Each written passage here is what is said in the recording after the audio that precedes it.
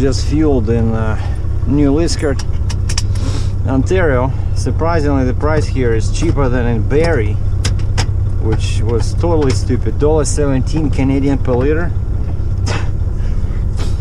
Over here it's $1.06. Okay, John, I'm ready. Okay, sun up in North Bay is 8 o'clock and Cochrane is 8:18. So we're about the middle, so that's 8:09. 2 more minutes and we're good to go. Well, I'm pretty sure that here it was 8 something. Remember, I checked yesterday, so I think we're good to go now. 8:06, wasn't it? Yeah.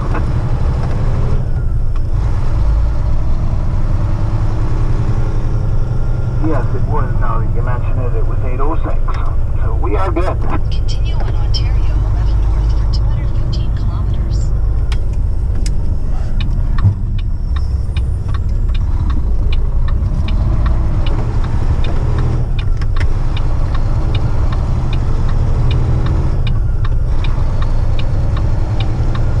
It snowed all night here, and instead of parking here at the truck stop, which is quite small, I parked at the Walmart next door. And at 3 o'clock I could not sleep anymore because this big Caterpillar wheel loader, one of those that I used to bring from Illinois, he started cleaning the plaza in front of Walmart because there was so much snow, and I had to close the window, like you know, I had this little opening on the side, right, to let some air in, but this guy was so loud and he was driving so fast, you know, like revving up. I guess he was determined not to let us sleep in there, because there was me and there was a couple of other guys. Because of course, yeah, they don't like it when you park there when it's when the place is snowed in. I remember there was actually a notice at my Walmart in Cambridge, like they're okay with trucks parking there, but they have notices everywhere saying that do not park when the ground is covered with snow.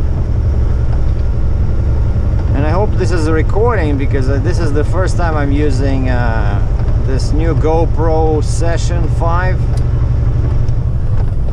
Where before I had the GoPro 5 just black, which was like, looks like a regular GoPro. This is like a little cube. Very cute little camera. Yeah, it's gonna take us a long time to get there because the roads are hardly plowed, and we have 400 kilometers, 2 hours to Cochrane, and then 2 more hours, or probably will take us like 3 to the mine where this thing is going. So 400 kilometers, I'm guessing it'll take us 6 hours, so we should be there around lunchtime. And this is my escort. He's being escorting me from Cambridge. Another guy brought me from Indiana, Michigan, and the first part of Ontario. So yeah, one thing happened here in Canada, especially in Ontario, I think. Ontario, and there's one more province, I think Alberta. They just introduced a new tax on fuel. I think it's called carbon tax. Another stupid thing from our Canadian government. And so now that tax is about 7 cents or 6 cents per liter. So all prices went up. But some people get scared. 10-4. Some people get scared and they just jerk their prices, you know, through the roof. And that's what happened at that Shell where I filled up yesterday. You know, just the typical kind of like war scenario when they expect something unexpected, like they're not sure what's gonna happen, right? They just, hey, let's raise the prices. So instead of raising them by 6 cents or 7 cents like they did here at this Husky, they raised them by at least 17 cents. You know, that's a big difference when you're buying 200 or 300 liters of fuel. So over here I just spent, they don't take my fuel card. I said I need fuel. How can I pay? Debit, okay? Yeah, okay. So I use my debit card, so I use my own money. Just spent around $400 Canadian on fuel.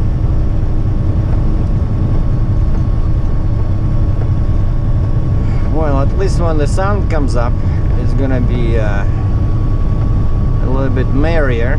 But now everything is very gloomy, and these stupid windshield wipers, of course, keep freezing.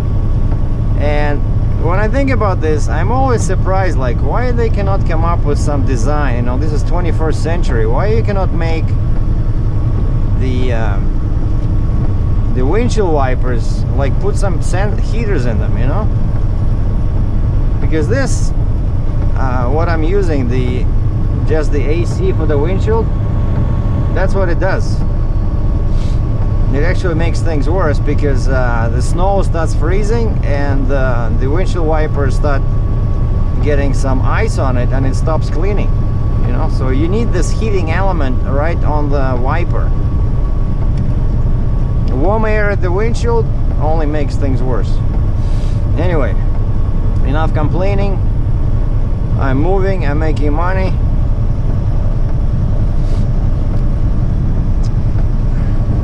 I just can't wait to get rid of this load, you know, like so I can drive back home empty. I don't care. No load lined up yet. Like, look at this.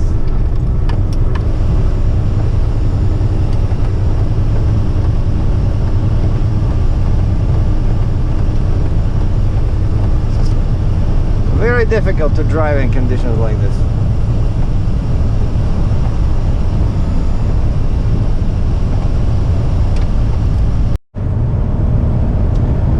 Things definitely look better when it's when the sun is up, but you cannot see anything. Everything is clouded, and this is just a 2-lane road. We're still on Highway 11 south of Cochrane. I had to stop once because my windshield wipers were freezing up. And I canceled the windshield, you know, windshield blower. So now the air just goes towards my feet and over here. Otherwise it was just causing the ice buildup.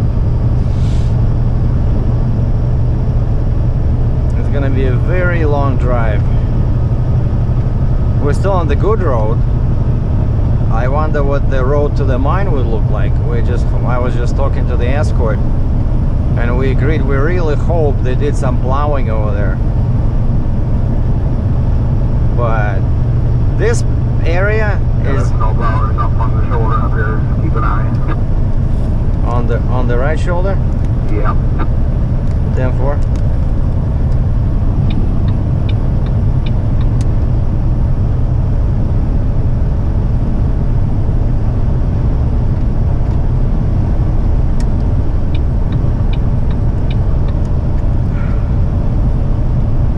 So yeah, we agreed that what we really want is kind of like give them time to plow that road. But they have buses going there all the time with, you know, workers to the mine and back to Cochrane, so we figured they might plow that. But you see over here, our side is okay, but that side is not plowed, you see? Oh yeah, and I was saying that in the summer, this area is very beautiful. You know? Well, it's beautiful now, except that it's difficult to drive in such conditions, but also there's lots of moose here, you know, deers, so you gotta be very careful after dark. And this is the last and final installment of our today's episode. Uncle Sergei is driving on ice. This is Highway 652.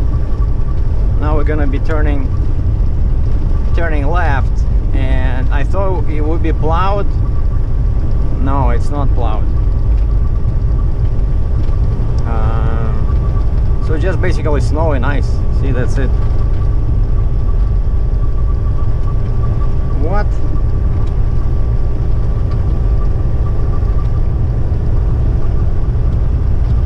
Continue on Ontario 652 north for 157 kilometers. And I can only do 50 miles, 80 kilometers an hour. And because it's slippery, I don't want to use my axle lock or differential lock, but I'm using, for the first time, I'm using this button. And I was not sure what it does. It just says mud snow. And when I clicked on it, now I see this blinking sign, ATC. So I think it's traction control, probably on all wheels, but at least drive wheels.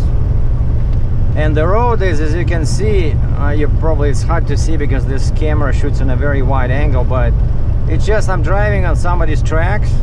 There's snow on the right, snow on the left. I cannot see the shoulder. And my escort went far ahead because the snow from him was blowing on my windshield. Everything was freezing. I had to stop 20 times to clean my wipers, which of course, you know, we truckers need exercise, so it's good. Climbing on the wheel, I fell off one time, no big deal. But basically, yeah, when he's telling me when there's another 18-wheeler coming from the opposite direction, and there were 2 trucks so far, and one of them was both of them were lumber trucks, and we pretty much have to stop to let each other, you know, because it's so narrow, because we both afraid to go in the snow there, and the guy just dropped his speed, and I did the same, and I moved a little bit to the right. Look at this. Beyond this point, no gas, no fuel. This is like driving somewhere in Alaska. I hope you guys are enjoying this video, sitting in a warm room near a fireplace and you have something warm in your hand. Well, that didn't come out right. I meant a warm drink. Or somebody warm in your hands. That would work too, right? But you see, as soon as you start driving, it's like steam, all this snow in the air. And yeah, it was slippery, and I can feel my steering just moves a little bit. And that's what they call, ladies and gentlemen, drive according to road conditions. Right? When you start feeling something like this, when your truck starts moving sideways, you got to reduce your speed and increase the distance. But yeah, this is gonna take forever. 153 kilometers, which is 95 miles. Well, as long as I maintain somewhere like at least 45-50 miles an hour, we should make it there.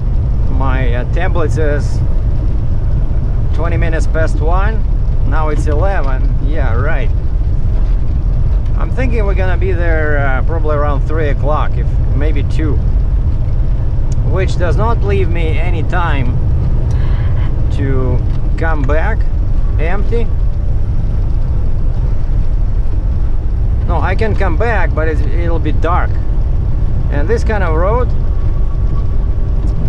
you know, it's already bad as it is, and then if you add the moose factor and the deer factor at night, they just make it so much less attractive, you know. Like I say, it's hard for me to drive it during the day. But of course I know some idiot now is watching from British Columbia who's driving 80-ton rigs over those mountains over there, and he'll say, hey, geez, we do this every day. Come on, Sergey. Yeah, that's the difference. You do it every day. I just came from Texas, so give me a break, okay? I'm trying my best here not to kill too many moose and freight brokers and mech engineers. So now I have a new category. So, you know, when I'm joking about freight brokers, now you will also hear me saying mech engineers. And some people were confused, probably people from Cleveland. They were confused by my jokes about Cleveland. I have nothing against that city, you know, honestly. It's just, I heard it somewhere, There was a joke on the radio one time where the guy was making fun of this. It's kind of like saying that it's like the backwoods of the backwoods country. But it's I know it's a huge city, right? I go through there and it's always very busy. And actually I don't like going through there. I just try to bypass it somehow. Whenever I go that way, Cleveland, Ohio. So I know it's nothing, it's just a joke, okay? Just, guys, relax a little bit, keep your shirt on, and don't get too excited. Alright, I gotta focus here on this damn road for 150 more kilometers. And this flashing ATC sign does not help. Why does it have to flash? Can it not just stay on? My escort is somewhere. My escort is already at the mine, probably. Hey, John, are you at the mine already? Big tractor John. John, come in. Oh boy, I'm all alone in this Canadian wilderness.